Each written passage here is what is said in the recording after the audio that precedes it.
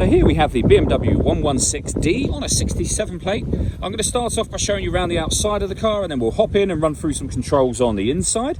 But from the outside, you can see it's a 5-door car with alloy wheels. Let's start off inside the boot and then work our way around the rest of the car from there. So as we approach the boot, you can see we have reversing sensors, plenty of boot space as well, along with that 60/40 split folding rear seat should you wish to increase this space even further. Okay, so we're just going to work our way back round to the front of the car, and then we'll hop in and run through some controls on the inside. Now that we've done a full circle of it though, you can see it's in excellent condition the whole way round.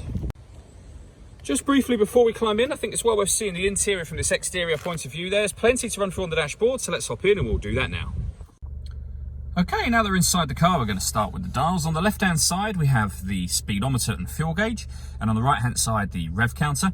In the middle, you can see the total miles for this car, which are 18,522.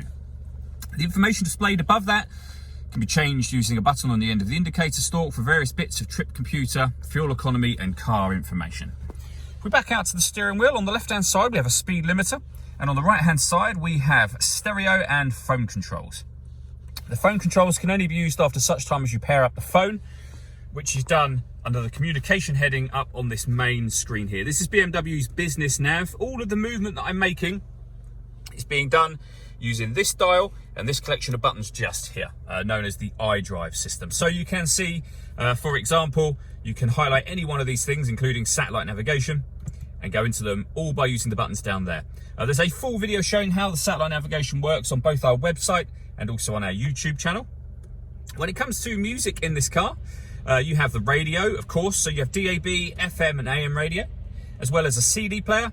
You can stream your music wirelessly via Bluetooth audio, and we have USB input as well, so plenty of ways to listen to your music in this car. Working our way down, we have deadlock, so you can lock the car doors from the outside, and the CD player, and the main volume for the stereo just there.